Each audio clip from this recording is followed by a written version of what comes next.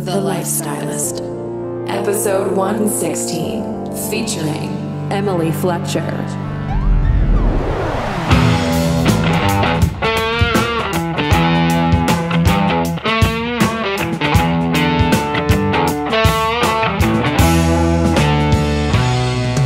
I'm Luke Storey, a former celebrity fashion stylist and founder of School of Style.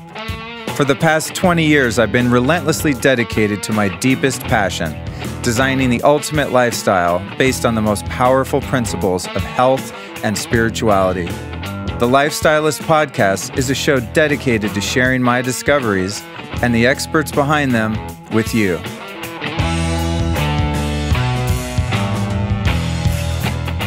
All right, you guys, I need to take a moment to tell you about the Amp Coil. This is the device in health and healing that I am most excited about. This is the coolest thing I've seen to come along in quite a while.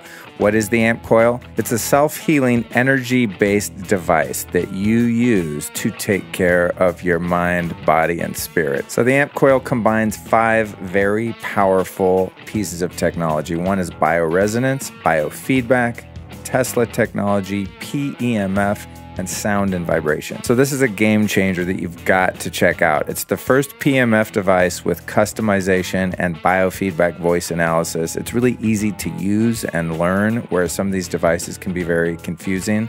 When you detox using the Amp Coil, which is one of its main applications, they've written programs to make it really gentle. You can neutralize microbes and metals and toxins and really fix the bioterrain within your body. And it's a passive activity. Like when you use the Amp Coil, you're just chilling. It's very relaxing. It feels really good. I don't know. It's just awesome. So I want you to go back and check out episode number 98 with the founders, Aaron and Geneva.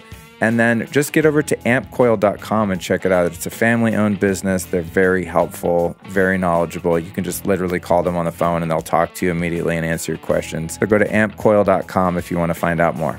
Today's show is backed up by foursigmatic.com. These guys are doing some amazing stuff. Now, you know I'm really into their medicinal mushroom extracts. I talk about them all the time. I use them literally every day. I'm not even playing. But now they've got some other really cool things. They've got a green coffee bean extract. They have a brain stack, a sleep stack. They've got a couple other mushroom-infused coffee mixes. They've got a matcha tea with lion's mane.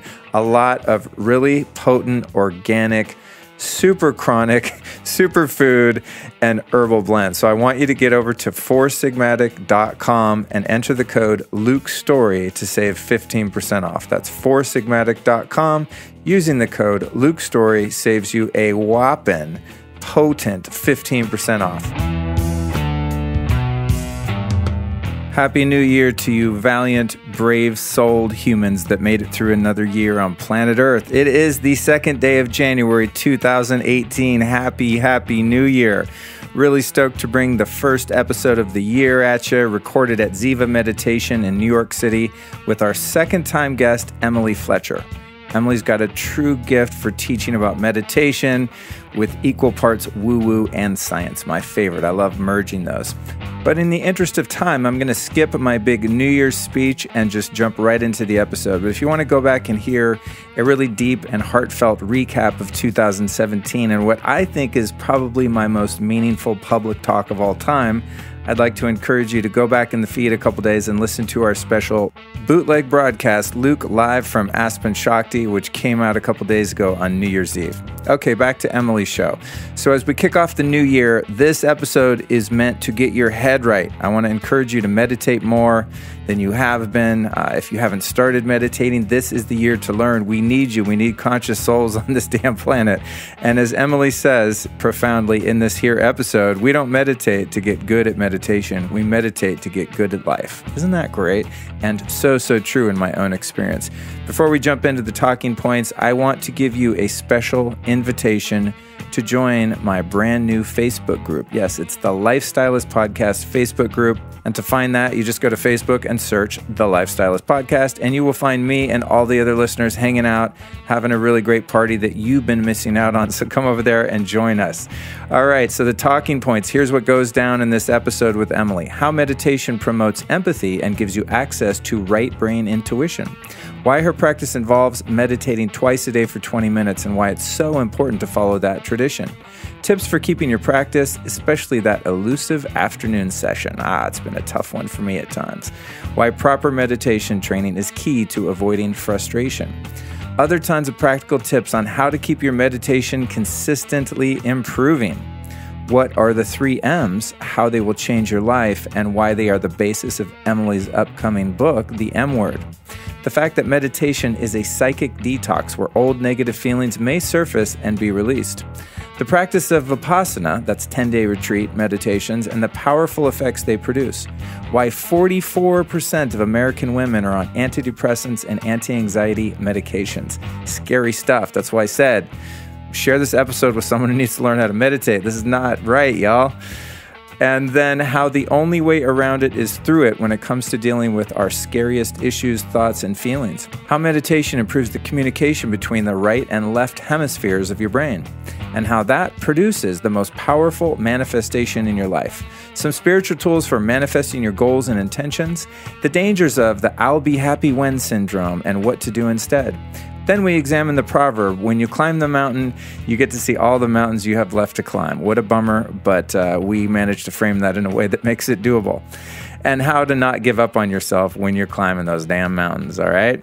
How to use self-referral for happiness instead of material referral. The miraculous effect working with a life coach had on Emily. How meditation fixes your fight-or-flight response to life. The effects meditation has on your neurotransmitters. What are mirror neurons and why they matter? All right, so this is a info-packed episode. Emily is brilliant. I think this one we did at her studio in New York was even better than the first time she came on, which was when I was just starting out. I think she was maybe my 5th or 6th interview.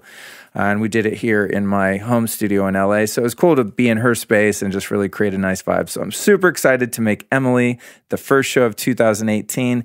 I want to make sure you're subscribed to this show on your podcast app so that you don't miss next Tuesday's show with Parsley Health founder and MD Robin Berzin, where we unpack the giant topic of natural childbirth versus the Western medicine approach. And you dudes listening, don't think that you can skip that one. There's a lot in there for you too, especially if you plan on having some kids, all right? Super, super important stuff. And I think right now, more than ever, we really need to be considering how we're birthing the future generations. And don't forget, y'all, if you enjoyed this episode, please remember to share it with a friend who could use some meditation in their life. You'll be doing myself, the show, them, and all of our guests a huge service. And now, with much eager excitement, I present to you Miss Emily Fletcher on meditation. Emily Fletcher, welcome back to the Lifestylist Podcast. How many 2-time guests have you had? Only a couple, actually. I think you might be the 3rd. I really wanted to be the first. But this one's special because, well, the other ones just live in LA. That's really the reason why. But this one's special because you were one of my first guests. I think you were maybe even in like my first 10 episodes or something like that. And amazing. If I have my facts right, you agreed. I don't know if you knew this at the time, but you agreed to do the show before I actually even had a show. Because I recorded maybe 15 episodes before I launched it. Nice. Because I wanted to have a bunch in the can. I had Start before you're ready. Yeah, I had a little strategy, and it worked because here we are. I'm celebrated a year anniversary June 6th. Congratulations. So I'm up to, by the time this comes out, probably over 100 and something episodes now. Bravo. So yeah, so thanks for your early support, even when I had zero credibility. My pleasure. So it's great to be in your new space, you guys listening, and those of you watching on Facebook and Instagram. We are in Ziva Meditation right on Broadway. We're in Soho then, We're in Soho. Yeah, we're like in the thick of it. So the old spot was also nice, but this is like super legit. Tricked out. Yeah, you guys have upgraded. Yeah, we had custom built benches that light up. We have a sound system. We had an artist and student, my friend Nick Onken, painted this mural. It says, "What you seek is in you" on the wall. Yeah, I love that. I'm glad we rearranged the camera too, because I had like a really not thoughtful shot set up at first. So like for the Facebook Live and Instagram, we do have like the very cinematic end of the room here. But yeah, it's really cool. I'm happy for your success. Thank you. Yeah, and I see you out in the world everywhere too, like on social media and stuff. It seems like you have a lot going on, so I can't wait to find out what's been up. So let's just start. Let's start right there, because if somebody wants to hear your story, they can go back to that early episode, and this will be literally like a sequel to that and sort of an update on 2.0 Emily Fletcher. So what's new in your world right now with Ziva and all this move and everything? I feel like what's not new, I feel like life is speeding up in this way that I'm really learning how to surf. And as a recovering control freak, that is good for me because life's happening so quickly that I can't control anything. And so I'm just surfing. But we have a new studio. I have a new director of operations. We just shot and are soft launching a new online course.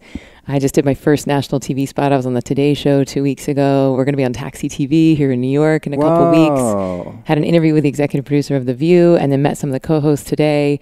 So like we're going, like it's happening. Jesus. I had the executive editor of Cosmo and 17 here.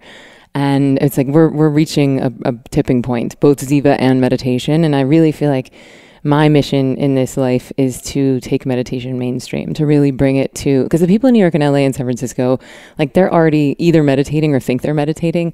And I don't think I'm really their teacher. I mean, I'll be anyone's teacher that wants me to be their teacher, but I think that I resonate more with like pragmatic, skeptical audience, people who are high performers. They don't necessarily want meditation to be a part of their identity, but they're using it as a tool to perform better.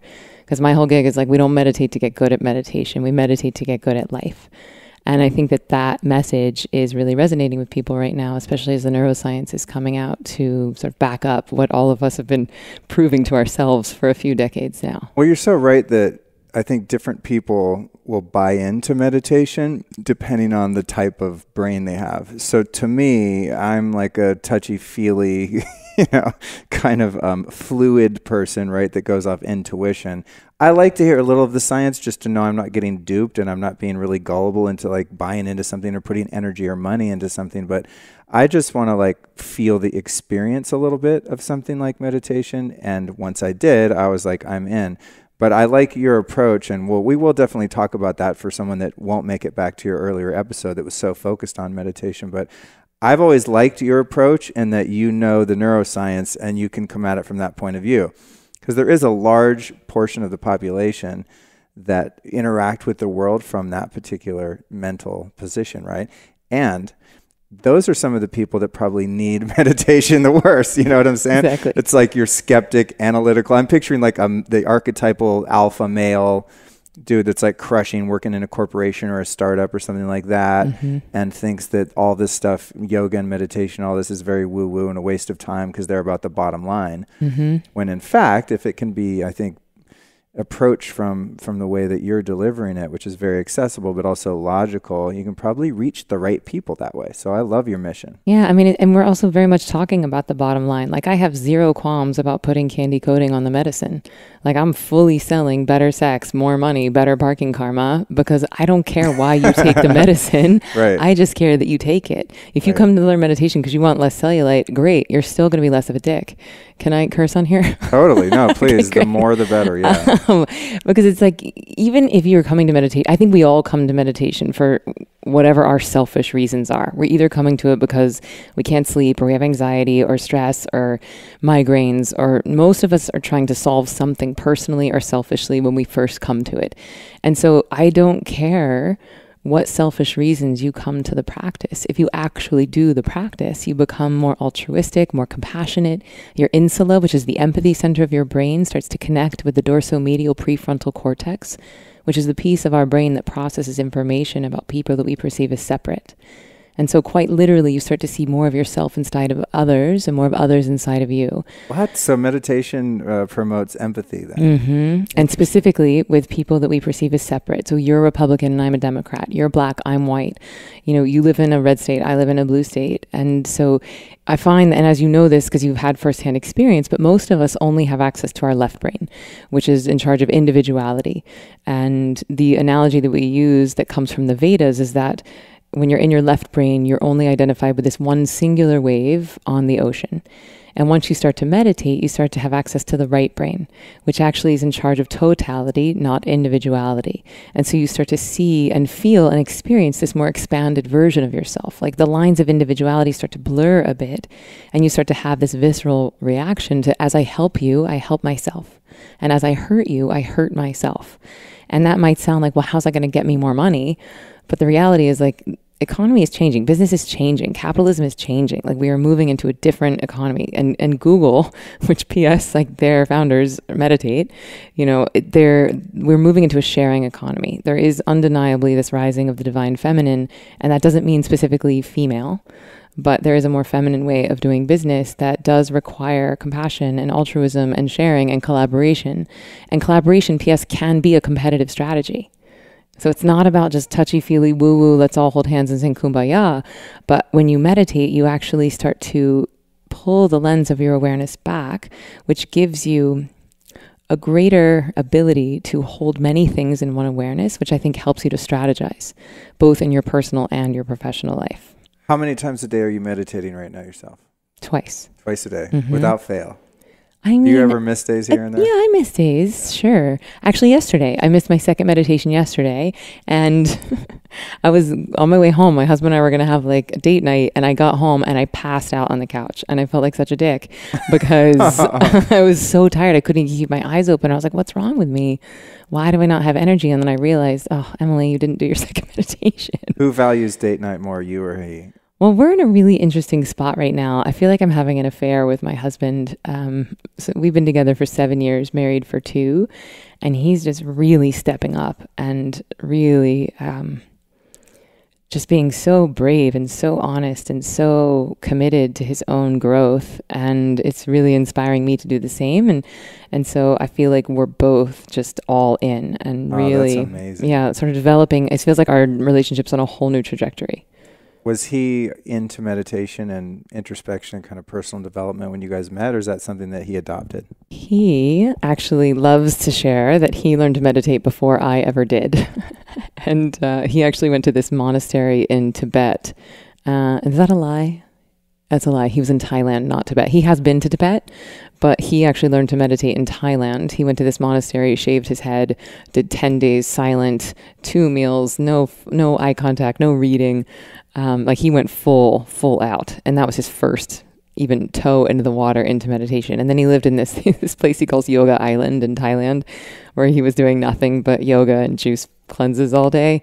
And but he's also like a business dude. He's like a technology strategist, product guy. So he's very, very left brain. He's the single most intelligent human I've ever met. Really? Yeah. And wow. I say that. I mean, I know I'm his wife, so it's hard for me to be objective, but I can't think of anyone I've met that's smarter than him. Wow, that's cool. It's so exciting to be married to him. But so he loves to share. Like, when people are like, oh, did Emily get you into meditation? He's like, no, I did it before she ever knew how to meditate. But I introduced him to a friend of mine who teaches a similar style of meditation. So he did learn this like through me. But now he sort of does his own thing. Like, he does like a combo platter, and everyone's always so fascinated. Like, does your husband meditate? And he does meditate, and we'll meditate together, much more so recently. That's cool. Yeah, I think that's one of the most special things when you can meditate with your partner. I've had a few relationships where that was present for a minute, and that's very cool. I mean, because I'm going to do it no matter what. You know what I mean? Yeah. But I asked you about the second one because when I've been meditating for 20 years. Wow. But trying all sorts of different versions of that. And it wasn't until I met our mutual friend, Jeff Kober, and learned Vedic meditation that I really built the discipline of doing it for a very specific time, 20 minutes in the morning, 20 minutes in the afternoon. And for the first 2 years, I was bestowed with this supernatural ability to just it's non-negotiable that I do the afternoon one. Mm-hmm.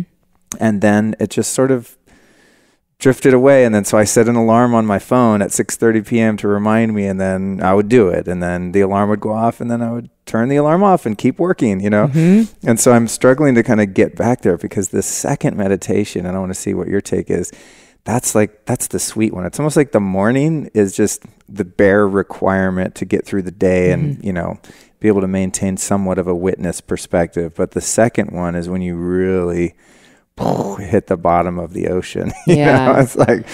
So I'm kind of bummed that I haven't been able to keep that up lately. So I don't know. Any tips for someone who has a hard time finding the discipline to just make themselves do it? Mm-hmm. So many tips. Well, one, I would say if you don't have any meditation training, please don't expect yourself to meditate twice a day. People say, well, how many minutes should I meditate a day? I'm like, if you have no training, then 0 minutes. Because otherwise you're just sitting there judging your thoughts as bad, feeling like you're failing, and then you quit. I really think that meditation is like any other skill. And so it's like once you have some training, and as you did for 2 years, you were able to commit to it, which is huge.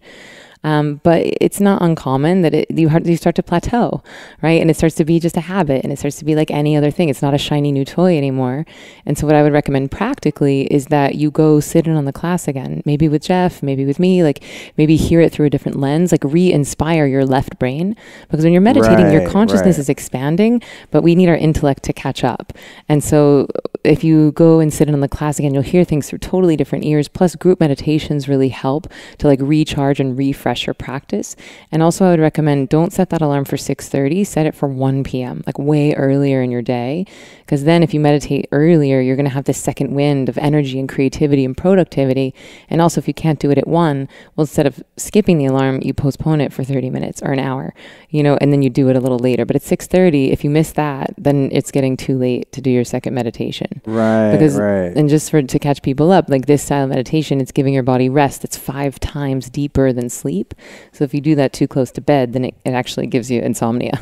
I know I've made that mistake before. Like I meditate at 9:30 or something, and then I try to go to bed at midnight. It's like no, now I'm totally hyped. Oh, wait. Yeah, so I'd say just do it earlier, and then just to quickly speak to the second meditation is not twice as good.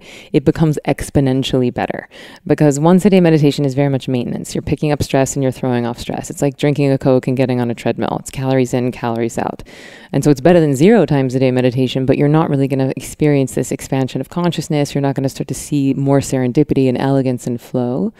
But twice a day meditation is like, here's the math problem that I like to use. Let's say you wake up on Monday and you pick up 10 units of stress, and you go to sleep Monday night and sleep burns away 7 units of stress. So you picked up 10, sleep burns away 7. You wake up on Tuesday, you already have 3 units of stress. Pick up 10, sleep away 7, wake up on Wednesday, now we have 6. Pick up 10, burn off 7, now we have 9, 12, 15. And most of us have been doing this for decades. Sleep has not been a restful enough form of rest to handle the level of demand that we've been under, which is why we learn to meditate. And here's the math on twice a day meditation. You pick up 10 units of stress, you meditate Monday morning, that burns away 3. Meditate Monday afternoon, that burns away 3. So you picked up 10, meditation burned away 6, you only have 4 left. Go to sleep, burn away 7. Wake up on Tuesday, now you're at -3. Pick up 10, burn off 13. On Wednesday, you're at -6. Pick up 10, burn off 13, -9, -12, -15. And we just keep doing this bit by bit, day by day, until we've gotten rid of the entire backlog of stresses we've ever accumulated. And that takes time, right? It's not like a quick fix. It's like a 7 to 10 year journey. Most people, when they take my class, are like, hi, do you sell like a 4-day upgrade or something? Right. But then the math on the once a day is basically you pick up 10, you meditate in the morning because that one's easy. You didn't set that alarm, or you skipped that alarm, or you're too busy to do the second one. So you have 7 left. You sleep away 7. You wake up on Tuesday, now you're at 0. Pick up 10, burn off 10, 0. Pick up 10, burn off 10, 0. Pick up 10, burn off 10, 0. And then you're in this ever repeating known. You're in this maintenance program. And what I know for sure is that it's harder to commit to once a day meditation than it is to commit to twice. And I think it takes someone as disciplined as you, as committed as you, to commit to once a day meditation, because you're not really seeing all that like juicy, delicious benefits. And the meditation itself is not as enjoyable because each session is going to be used as a time for stress release. So they're all going to be quite shallow and thought-filled. Right. Yeah. Which describes like when you only do the morning one, and that sweetness of the afternoon one is just like, oh God. I mean, I crave that. And luckily I have quite a few friends that meditate. And so, I mean, we're such dorks. I mean, me and like my dude friends will be, or else we're super awesome, but we'll be hanging out. And it's like, if it happens to be afternoon, we kind of look around and it's like, Medi, and we just all meditate a lot. I actually find I do it more when I'm around the homies than myself, which is strange, I think. Because it's more fun. But you, I mean, also, I think with myself too, one of the blocks to the afternoon one is that I tend to hit like a really strong stride between like 6 and 8 p.m.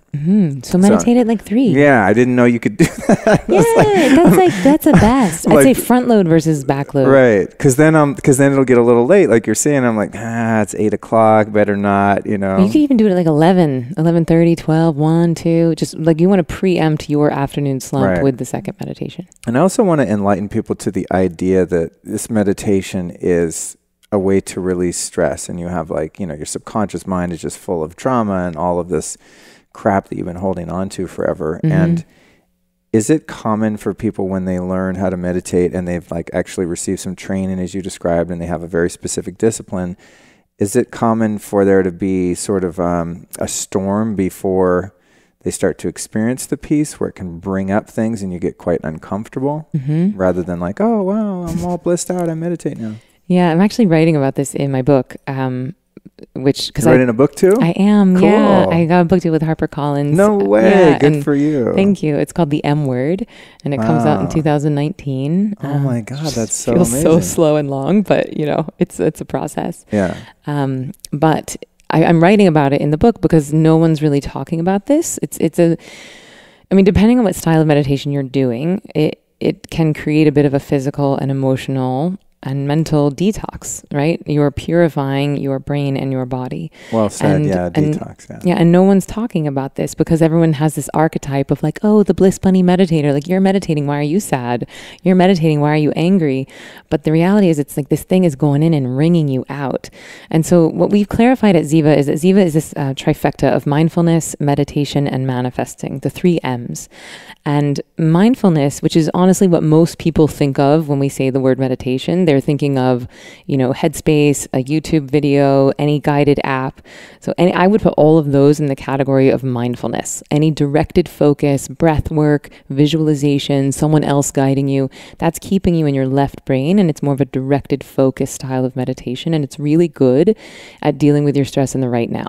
Right, I'm feeling stressed right now. Let me breathe. Let me do a visualization. Let me feel better in the right now. It's like taking an asprin. You have a headache, you take an aspirin. It helps your pain right now.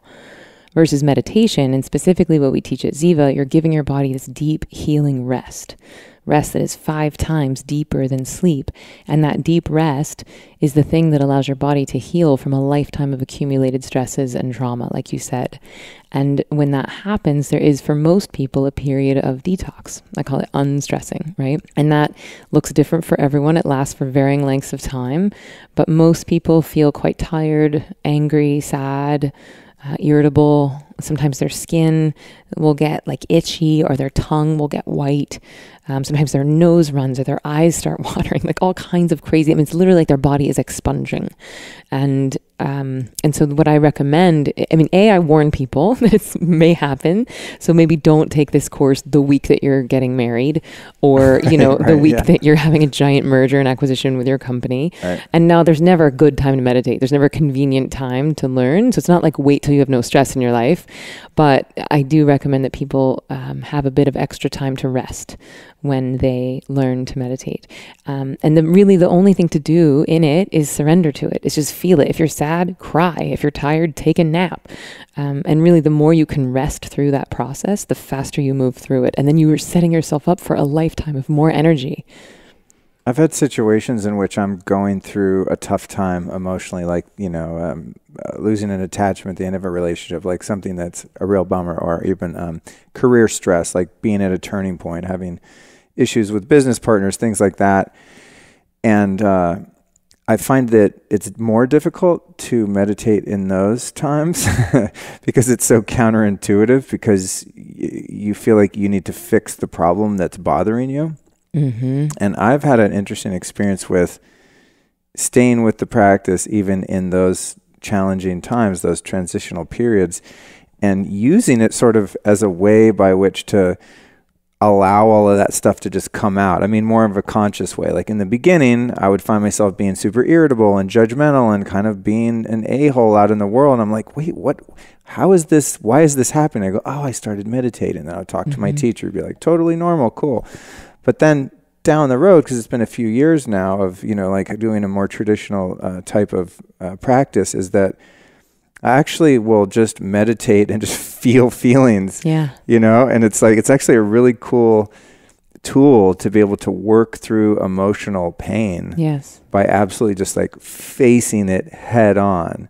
I mean, honestly, it's like the best medicine ever. This is the gig. If we could give the entire planet of humans tools to allow them to heal their own trauma and their own pain, instead of taking it out on others or having, revenge missions or passing it on to their kids with epigenetics, or, threatening nuclear war because your mom was mean to you when you were a kid, it's like this, it's game changing.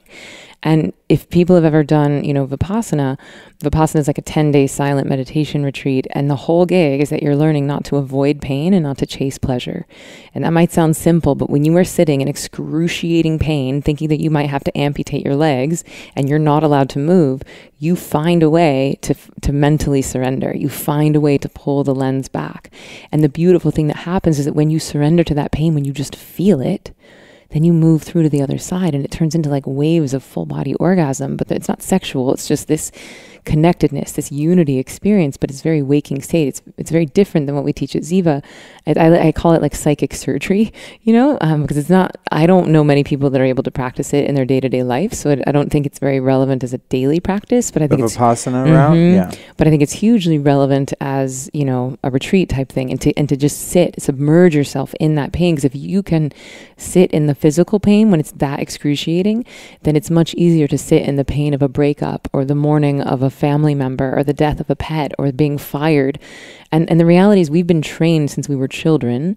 Don't cry, have a cookie. Don't be sad, have a toy. Don't be lonely, have some porn. Don't feel sad, get on Facebook. Don't be angry, take some Prozac. Like whatever you do, don't feel.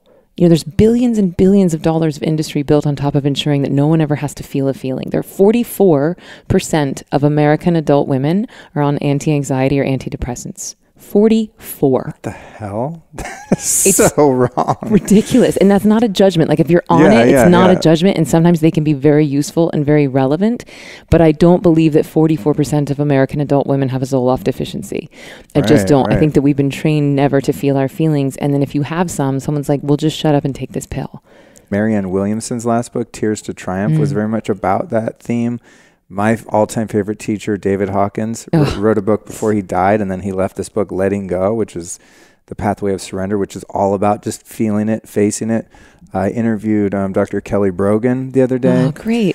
Yeah, and from a psychiatric standpoint, that's her message is like, no, I mean, actually, I would say, she would say like, some people need the pill. She actually is pretty brazen about just saying she doesn't believe really anyone needs medication. She's a pretty radical view on that. So I don't know if she knows more than I do when it comes to psychiatric care. But her message was essentially the same thing. That was like really the only way around it is through it. Yes. And it seems to be just, it's an old, an ancient or timeless spiritual teaching, of course. It's not like that universal law or principle is new. It just seems to be a lot of people.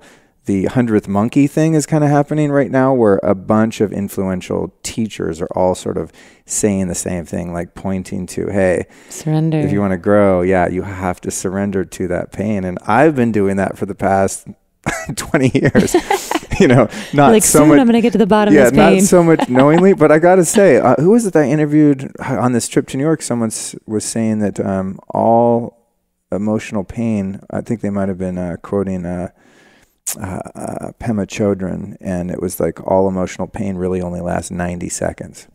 Oh, have you heard that? Do you know what I'm talking about? Yeah. So my friend Dr. Joan Rosenberg, she's a professor of she's a PhD professor of clinical psychology, and she just gave her first TED Talk, and I actually just got her a book agent, and I think her book is called 90 Seconds to a Life You Love. Oh, wow. And it's basically this whole principle that like if you can sit, because it's any unpleasant sensation lasts for 90 seconds. Wow. And then it shifts. Now they might have many like waves of 90 seconds, but then it'll shift to something else. And so if you can sit in that fear, that jealousy, that anger, that hurt for 90 seconds, it will transmute, it will move to something else. But most of us are like, no, I can't. I'm going to break down. I'm going to lose it. I'm like, nothing breaks inside of you when you cry. You don't lose anything except for some toxins out of your eyeballs, and then you feel better. Right. Yeah, it brings to mind, I took which I kind of regret in a way, but I took a road trip, and I was supposed to bring a buddy of mine. I was driving from LA to Tahoe, then to Shasta, and then back. And I looked at the map. I was like, oh, I got this. And I drove by myself, which I don't advise. It was way too much driving for one person, at least if you're 46 with funky eyes. But anyway, I did a lot of introspection on that trip, as one would. And there were certain points at which I would just have to cry. I just would think of some loss and just some pain that I had experienced. And I'd be sitting there driving, and I was really like consciously experimenting with this principle of just like, okay, I could turn on a podcast, I could turn on some music, I could stop, I could grab some chocolate, I could like do anything, I could text my friends, I could call someone. And there's a million things, even driving a car, one could do to distract oneself from that feeling in your chest that you get, that we all run from. And I was experimenting just with like, let me just go into this fully 100%. And I would just drive, and it was a great exercise in realizing that 90 seconds, I didn't even know the 90 seconds thing, but it was probably about that I would like start bawling, and these memories would, flow across the movie screen of my mind, and I would like think of people and situations, and there was loss and there was sadness, and then I would kind of like let myself feel it, and then it would sort of sniffle out, and I'd be like, that's it. And then you feel better. Yeah, and it was just like, that's what I've been running from my whole life. Yep. I mean, and also in my case, I mean, taking some pretty extremely self-destructive measures by which to we'll do avoid drugs, that. we'll get addicted to sex, we'll get addicted to porn, we'll get addicted to shopping, sugar, coffee. We'll do anything not to feel it. Yeah. Actually, one of the videos I send to my Ziva graduates, because we give them like a whole like online video course once they graduate, but one of them is this Louis C.K. video of him on Conan, and he's talking about exactly what you said, where he's driving and this Bruce Springsteen song comes on, and he starts to feel some feelings, and then he goes to like text his 50 closest friends, and he's like, wait, I'm willing to murder myself and someone else because I'm afraid of feeling a feeling. And so he pulls over and he says he cries like a little bitch, his words, not mine. Yeah. And he said, I cried for like 5 minutes and then I felt better. And so what he's talking about is unstressing. He's talking about this detox process, this cleansing, this there is no way around but through. And the reason why it happens on long road trips is because it's very repetitive. And so you sort of go into your right brain, which is similar to what the Ziva technique does. You're using these tools to help you access your right brain, and it's sort of de-excited. It's a little bit of a trance state where the right and left hemispheres of the brain are functioning in unison. That's why that stuff comes up. There is an uncanny aspect of that, of the road trips, where I think I've had like a lot of growth spurts doing not only road trips, but just trips by myself. Mm-hmm. Like many years ago, I took like a 2-week trip to the big island of Hawaii, and I was doing like this cleanse and stuff, but I didn't know anyone there. I was by myself all the time. And I had like this massive awakening on that trip. I mean, Hawaii is very, the energy there is very awakening too. But it was, it had a lot to do with just not having any distractions, even just like a cool person with me that can distract me by just having fun, and we're exploring and, doing great things. But it was like one of those things where I was, same thing on that trip actually. Now I think about it, I was doing a lot of driving because it's a big island. They don't call it the big island for nothing.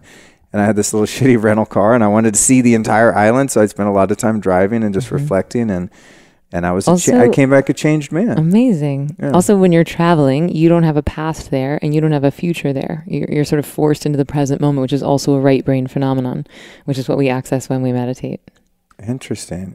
So you mentioned the Ziva method. What are you guys up to now? What's your current iteration of this practice? So it's been really exciting. We've been just working with a ton of high performers and really just adapting it to help them to perform at the top of their game, and just asking them like, well, what's working, what's not, what are your blocks, why are you quitting, what's helping you to commit, just all of the things. And there are pieces of this practice that I think are very, very powerful, and some of them are 6,000 years old, and it's like, if it ain't broke, don't fix it. So I'm very much a stickler for like keeping pieces of it as pure as possible. So the meditation portion of Ziva I like to teach in its purity. It's a 6,000-year-old practice, and I think it's beautiful, and it's really changed my life. And what we've done is that we're now adding mindfulness to the beginning of it and manifesting to the end. So we're basically using mindfulness almost like as a runway, especially because I work with a lot of high performers and recovering control freaks like myself. And so it's very hard to go from like the inertia of your 60-mile-an-hour day, like going, achieving, doing, and then just sitting down into that surrender, into that letting go. Sometimes that transition is just too much. So we use mindfulness as something to do, either breath work or sensory work, as something active. It's left brain, and it's an easier way, like you're pulling the bow back on a bow and arrow, than to transition into the surrender that is meditation. And then, like I said, you're accessing that right brain, that totality in the meditation itself. And then we use that connectedness, and then we manifest from there. Because if you've ever read Feeling is the Secret by Neville Goddard. No, I haven't. It's like 30 minutes on Audible. It's like the OG of The Secret. Really? So I've been working with this amazing life coach. Her name is Lauren Zander at the Handel Group, which, P.S., if you want to interview her while you're here, I'm sure she would love that. Wow. She's hilarious. So we did an event together on Monday, but she's been coaching me since March, and I've never had a coach before, and she's a savant. Like, she can just like read you in 30 seconds. But anyway, Neville Goddard, like, she considers to be her teacher. And so one of the gigs is that when you're manifesting, the trick is really to imagine it as if it's happening now, you know, to put yourself into the feeling space as things are happening now. That's part of it. But also when you manifest matters. And it's ideal to do it in these transition times. So like oftentimes people do it as they're falling asleep or as they're waking up. But as meditators, we have this beautiful gift that we're transitioning between left brain and right brain twice a day. I never thought of that. Yeah. So because I learned from Napoleon Hill to do your manifesting like right before you fall asleep and then right when you wake up for that same reason. Exactly. But it never occurred to me to kind of marry that to meditation. Yeah. Because we're dancing in and out of that state twice a day. You know, it's funny. I just realized like before and after I meditate, I'll actually like manifest bad stuff. Like that's when I go on social media because I'm already kind of like sitting there. And it's occurred to me like, maybe I shouldn't be like looking at politics on Twitter, like right when my brain is so susceptible, you know, it's interesting. So I might rethink that. Yeah. So, I mean, you guys, like at the end, it's like, we'll start with gratitude and then we move into like a manifesting exercise that, you know, I walk people through during the course and really what I do is I teach people to be self-sufficient, right? I give them the keys to the car and the driving instructions so that they don't need me anymore once they graduate from the class. But you can then come back to group meditation, sit on the class again, you know, basically for life or until I'm teaching. And we have, you know, an online training and an in-person training. And you know, like I said, we're shooting this new online course called Ziva Online that comes out next year, which I'm really excited about. But this is actually going to be the first time that like digitally we're sharing the Ziva technique, which is like all three of these elements. Oh, wow. Cool. Yeah, so I'm excited to see how it goes. Good for you. Yeah, I think that's the way of the future. My fashion school, I think I mentioned to you, in 2018, we'll have stopped doing live classes altogether and just do everything online. Yeah. Wow. Yeah, we're thinking about like letting the online be like step 1 and then the in-person can be step 2. Yeah. So we can really, so that once you're in the room with me, you can like take it much deeper and we can really go down the rabbit hole and really do like more advanced practices. And then last week I had people fly in from Sydney and Texas and Colorado. And like that felt really exciting. Like that was a milestone too, to have people flying in from Sydney to take a meditation course. Yeah, that's a testament that you're doing something right. Thanks. For sure. Stay tuned. We'll be right back. Let's take a brief intermission to tell you about the upcoming launch of my brand new 90-day lifestyle design coaching program, where you can have the opportunity to work one-on-one with me. Just go to lukestory.com/coaching to apply for a free 15-minute assessment call. We're going to have a quick chat to discover what your blocks are and find out how we can move you through them. Using my 20 years of experience in the fields of health and personal development, I'm going to guide you through my system of revolutionary mental, physical, and emotional transformation. This program is fully immersive. It's a deep dive into my nature-based philosophy of personal optimization. So based on your personal needs, we're going to work together to map out a blueprint for creating the happy and healthy lifestyle that you deserve, as well as a very practical approach to spirituality that you can actually carry into your relationships, your career, and your future. Here's the deal though, space for this program is very limited. I'm not even joking. I can only take on 5 clients per month, period. So go to lukestory.com/coaching to apply for your free 15-minute consultation with me. And now back to the interview.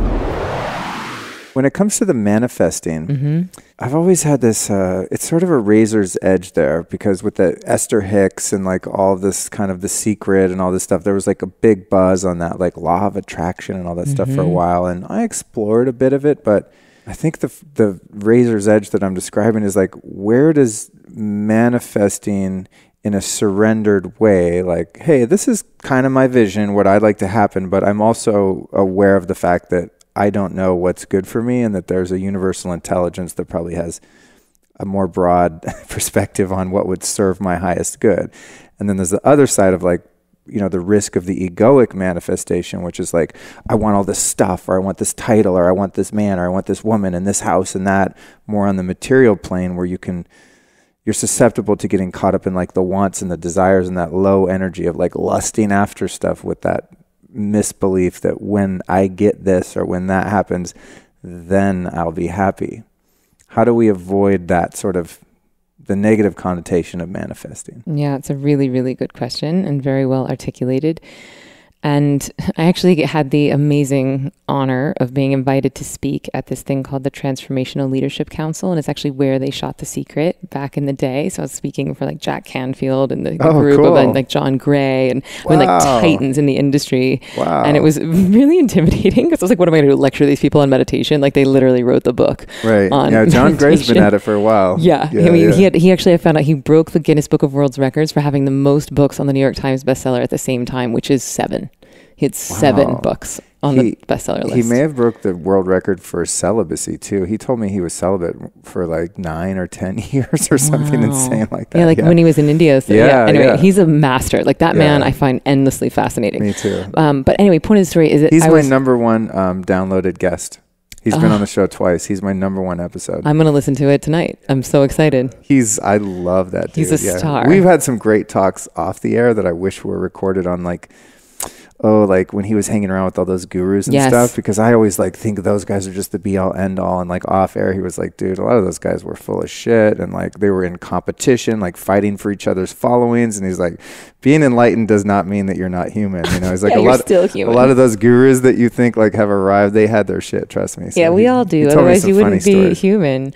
But anyway, so I'm there, and so The Secret, I think, I mean, I'm so thankful to it because it really introduced some of these ideas of that thoughts become things into the popular vernacular. And I think had it not existed, people like you and me would not be doing what we're doing.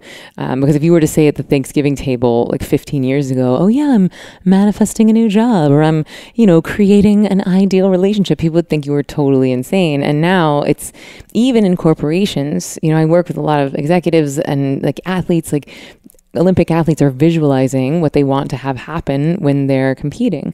So anyway, point of the story is that there is absolutely a way to use manifestation as an addiction. And it preys on what I call the I'll be happy when syndrome. Yeah, and I think that honestly, the movie The Secret did do that. It's one of the reasons why it was so popular, because it preyed on, well, if I could manifest this Ferrari, then I will be happy. Like just make the vision board, think about the $1 million, write out the $1 million check, and then you will be happy.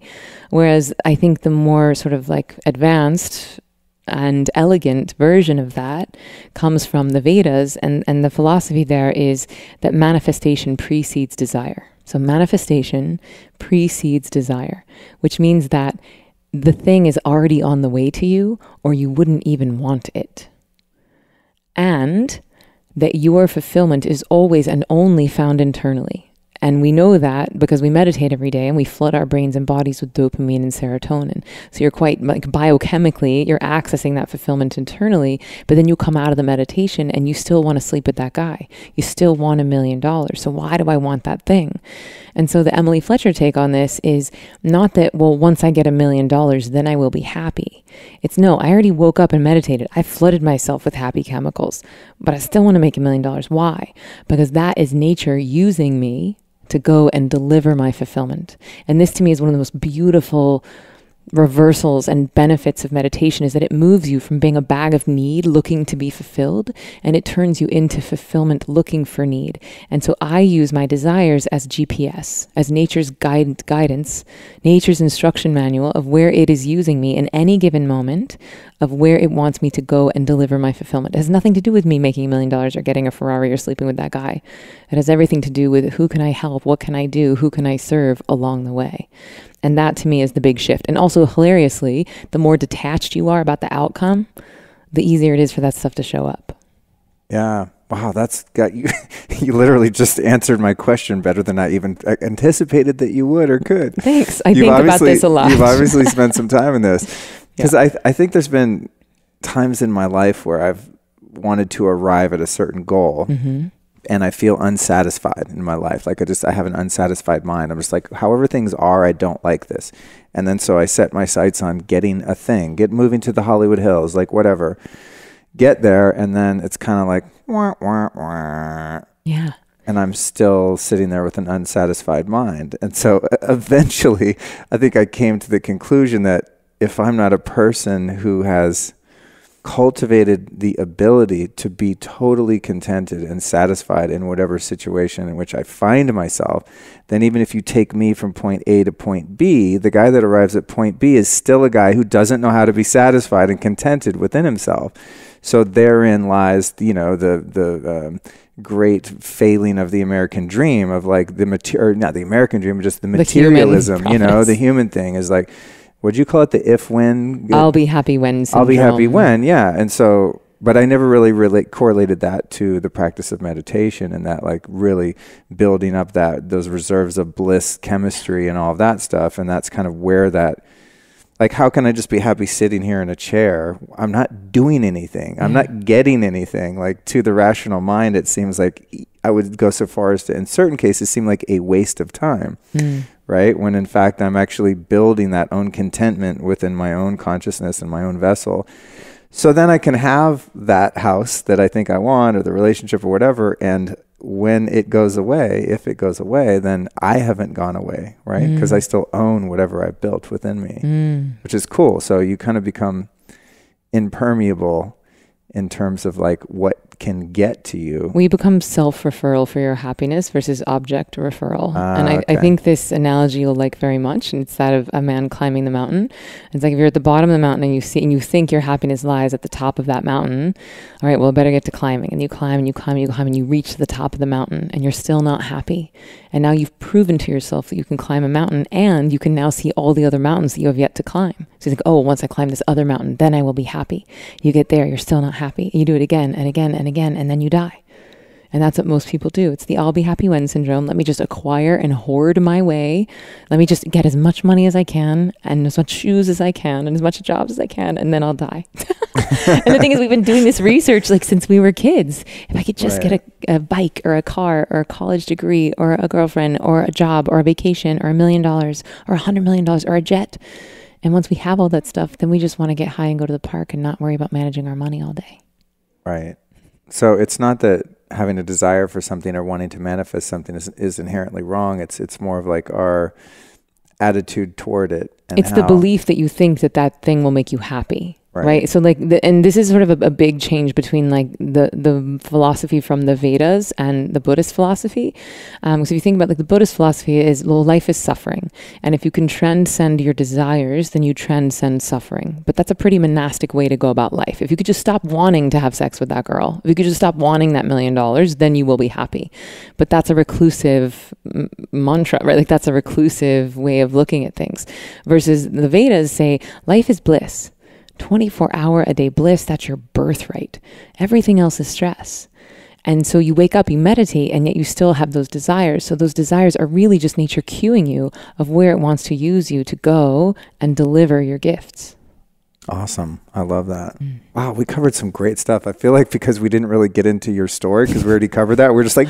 Also, like if anyone has to hear my Broadway story again, they're probably just going to like shoot themselves. But it does exist. It does exist. If anyone wants to know like how she arrived at this place, Cliff Notes, I was on Broadway for 10 years. I was stressed. I found meditation. I went to India, and now it's all better. That's the essence of the story, actually. Yeah. The last thing I want to ask you before I give you the final question is, give me some more geeky science. I want to sell the skeptics on the idea of meditation. What happens to your brain and body when you meditate? From a medical point of view, like, clinical point of view. Well, we'll start with what happens to your body when you get stressed, right? And if we want to understand that, we have to go back in time a few thousand years. Say we're hunting and gathering, saber-toothed tiger jumps out with the intent to kill. Body's going to launch into a series of chemical reactions. Digestion floods with acid to shut down digestion. That same acid seeps onto your skin, which increases body age. It decreases skin elasticity. Then your bladder and bowels evacuate, so you can be light on your feet. Your immune system goes to the back burner, because who cares if you're going to get cancer, if you're about to be killed by a tiger. Like it's a whole host of adrenaline levels and cortisol levels increase, which are also acidic in nature. And so this series of chemical reactions is very good for you if your demands are saber-toothed tigers. But if it's in-laws or kids or red-eye flights or iPhone messages, then this fight or flight stress reaction has become maladaptive, and it's now disallowing us from performing at the top of our game.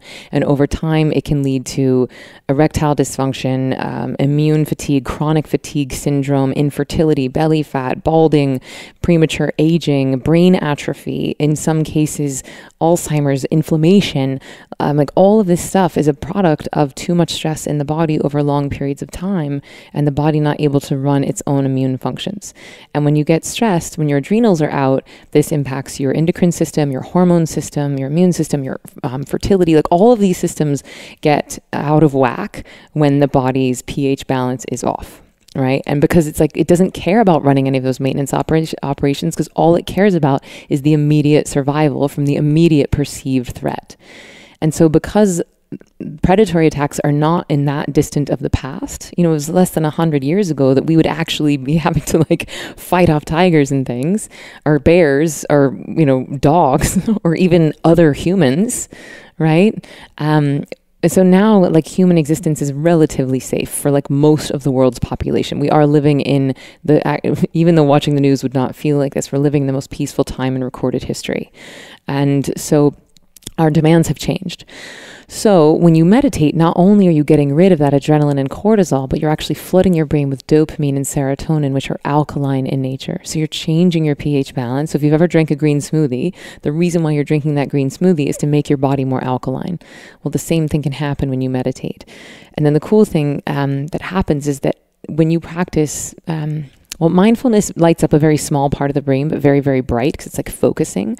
But in the silent meditation that we teach at Ziva, it's all about surrendering, letting go. It's that deep rest. And the whole brain lights up, but not as bright. And so you're actually increasing brain cohesion. You're increasing neuroplasticity.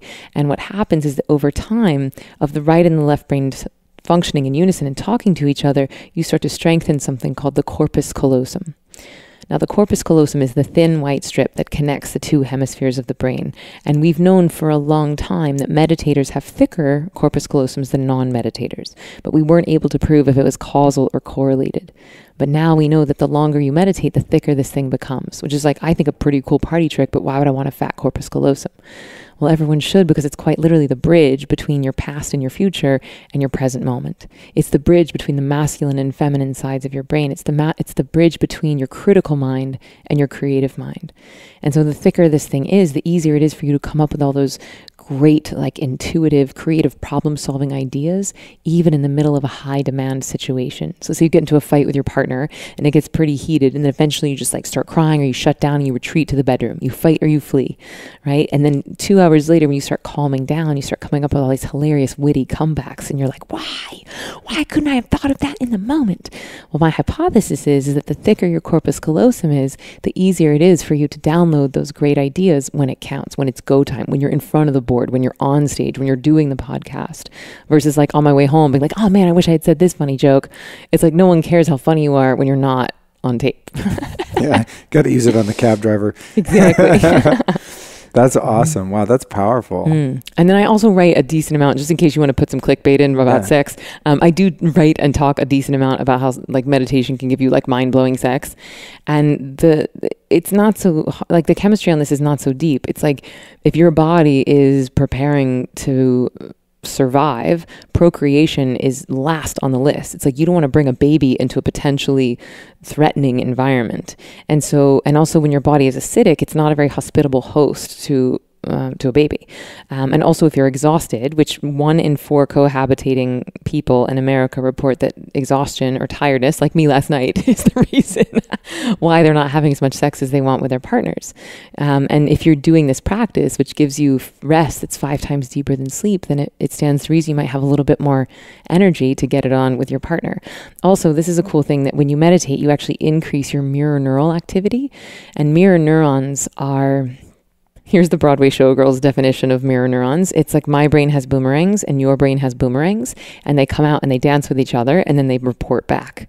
So it's the reason why you can tell your best friend is in a bad mood before they even open their mouth. It's the reason why you walk into a meditation studio and you're like, it feels nice in here. Versus if you walk into a room where someone's been having a domestic dispute and it feels not so great. It's also the reason why porn is a multi-billion-dollar industry. Because we receive pleasure from watching someone else receive pleasure. We also receive pain from watching someone else receive pain. So if I were to like cut my hand right now, you might be like, ow. that hurts. And so the higher your mirror neural activity is, it's like you get more pleasure from watching your partner have pleasure. And so you become a more generous lover, and you become more intuitive about what they want before they even know that they want it. So the joke I make is that you're like, your level will think you're psychic once you start meditating, because you're intuiting their responses. Also, what I also warn people is that if you are not trying to get pregnant, you need to wrap it up when you start meditating, because your fertility really changes. Really? Because both partners become less acidic and more alkaline. And I think that sort of esoterically, there's just like a line of souls waiting to come into houses of meditators. Right. But also chemically, I do a lot of work with pregnancy and women, because it's like for my same time and energy, I get to make 2 meditators instead of 1. There's actually a really cool new company that I'm on the board of and the face of. It's called Expectful, and it's guided meditation for pregnancy, which if you want to interview the founder, he's amazing. I'll put you guys in touch. That'd be great. Yeah, he's great. His name's Mark. He's a student That's of mine. 2 deliverables I got from Yeah, you. yeah, and they're good ones. Cool. That's wonderful. Well, thank you so much. I'm gonna go ahead. I know you got to get out of here, so I'm gonna get the last question out of you, which you've answered before, and I don't recall, of course, what I don't your even answer remember was. what the question is. So Good. okay. So I've learned so much sitting here talking to you, even though we've talked before. Like, I have a whole new download to work with now. I'm going to have to listen to this one again myself. So who have been 3 profound teachers or teachings in your life that you might recommend that our audience goes and checks out? It's interesting. I mean, at the moment, I would say John Gray. I just recently met him, and I'm really fascinated with him. Like, I actually want to see if I can apprentice him. I would love to do that too. He's next level. Yeah, he's next Dude, level. his work with the hormone situation is insane. And Insanity. getting to meet him personally, I realized like he's an actual wizard, and what he's putting in his books, I mean, while amazing, is only a small portion of his vast expanse of knowledge. And so I'm excited to get to know him more. Actually, I would say Elena Brower as well. I don't know if it's because she's on the mind, and she and I are like good acquaintances, becoming friends. And what I love about Elena is just being around her is like a masterclass in being a human. You know, watching her as a mother, watching her as a business owner, watching her as a teacher, watching her energy as she teaches class. I learned so much from her, and it's really, I mean, yes, her words are beautiful, and yes, she's so smart, but it's more her being. It's her actual state of being that I find so intoxicating and that I want to learn so much from. And a third teacher right now, I would say David Hawkins as well. Yeah, I'm just getting into his books. Like, I'm only on Power versus Force, and it's my first one. But every paragraph, I'm like, yes, he basically just taught my whole 4-day class in one paragraph. Right. How does he do that? Yeah. How does he take these giant concepts and communicate them so succinctly? That's cool. Yeah, that was the first book I got by him too. And I probably had it for 3 or 4 years, and I couldn't read it. It was just too like dry and sort of dense for me. So I got the audiobook, which was also really hard to listen to because he read it, and the way he spoke was very dry and dense. And then what clicked for me is I got some of his lectures on audio, and I was like, ding, I get it. Where do you find those? I mean, they sell them on their website and stuff. I mean, if you're interested, I have literally hundreds of hours. I can give you a Dropbox link. And I mean, I'm happy to pay for them. Like, I want to, like, what is the state or whatever? I shouldn't say that. No, I don't know if maybe they're copyrighted. Never mind. Off the record. I'll give you the link to buy them. But once I started hearing him talk, and then I went to see him a couple times in Sedona. Actually, his last talk I saw, which was all about love, it was just profoundly beautiful. But once I heard his lectures and went to see him, I was like, oh, then I could actually read his books, even the really dense one. Is like, once I understood sort of his, his take on it all. But yeah, he's my guy, man. That dude was on point. Yeah. And also, can I add in a fourth? Just sure. my dog. I think my dog is like seriously my greatest spiritual teacher I've ever had. What's your dog's name? Muggsy. Muggsy. Cool. We'll give Muggsy a shout Follow me on Instagram, and you'll see a lot of Muggsy. I was going to say we can't put Muggsy in the show notes, but we can put your Instagram. People can find him. Oh, yeah. So, I mean, I have 2. One is just at Ziva Meditation, and that's where we're giving meditation tips, and I do live streams and stuff. But my personal is at Emily Stella Fletcher, and that's where I try to keep my Muggsy photos contained to my personal one. And that segues beautifully into the last closing of the show. Give us any websites or anything you want to promote. Yeah, so I would check out Ziva, Ziva, zivameditation.com, and you can get to either our in-person or our online trainings through zivameditation.com. And I don't know when this will come out, but our new online course is like launching for realsies early 2018. Cool. But there is an online training happening now as well. Awesome. Thank you so much. Well, thank you for making time for me today. I appreciate you. My pleasure. It's great to see your new space, and I think we got a lot of value in here, so thank you very much. My pleasure.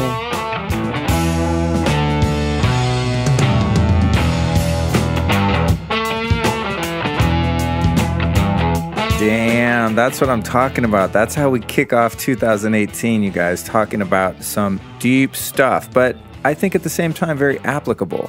So I'm really excited to move into this new year with you. Thank you so much for listening to the first episode of the year.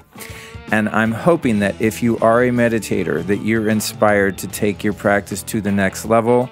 If you're someone who has not tried meditation because you think it's boring, frustrating, you're not good at it, you see no point in it, why would you want to do it? I want to really, really encourage you to check it out. You could, of course, check out Ziva Meditation online. There's a number of different paths. I think they all lead to the top of the same mountain, if you know what I mean. But just a perfect way to start the year. And I'm so grateful for Emily and the other fantastic guests that I've got in the can ready to release over the next coming weeks. You're going to be super stoked. We've got some great stuff coming at you.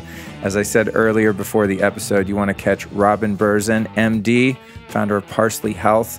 That is our next episode on Tuesday, and we talk all about the difference between natural and hospital childbirth. It's really intense, so don't miss that one. And I think that's all I've got for you right now, folks. Other than the fact that I, of course, like always, want to encourage you to join my mailing list, lest I forget that one. That's really important. Let's move into 2018 with you getting some regular emails from your host, Luke. I've made it really easy for you to join. You can unsubscribe if I annoy you, but I don't think I will because I don't send a bunch of weird spam. I really do my best to be respectful of your email because I can't stand getting junk emails. It's super annoying, especially if you're kind of OCD-ish. Like, I can't stand that clutter. So I will not do that to you, but you can leave it anytime if you decide you don't like my emails anymore. Here's how you get on the email list. If you're on a US phone, type this word into your text app. Lifestylist, one word, all lowercase, lifestylist. The number you're going to text that word to is the number 44222. So get out your phone right now. You're probably listening to the show on it. Just stop for a second. Just do this, okay? You will not regret it. Type the word lifestylist, one word, all lowercase, no quotations, no funny business, case sensitive, to the number 44222. If you're outside of the USA or you just prefer to do this on a browser, you can easily go to lukestorey.com/newsletter and put in your email and we're good to go. And I'm going to start sending you super rad stuff, not the least of which being notifications when I'm doing something exciting and live in the moment, such as running a Facebook Live behind the scenes video feed on the Facebook group for the podcast, live for you to see all behind the scenes action. And also I do that a lot on Instagram Live. I'm just all over social media. So if you get on my email list, I'm going to be giving a lot of really valuable content. All right. So thank you so much for your support. Thank you for listening. This is my dream and I am living it into 2018. And right now in this moment, I swear to you on my life that I'm going to do my afternoon meditation right now, as soon as I drop this mic. So while I'm doing that, if you're still eager for some more spiritual download, you can go back to the New Year's Eve show, Luke Live at Aspen Shakti, which came out on Sunday night. I think it's a good one. If you're interested in this kind of stuff, you might enjoy it. And on that note, I'd like to wish you and yours the happiest new year ever. Hey, and don't forget to go to lukestorey.com/support, where you can throw in a couple bucks to help keep this party going. You can do a one-time pledge or even a monthly contribution, and any little bit helps, I swear. So go to lukestorey.com/support and show some love. It's greatly appreciated. Thanks.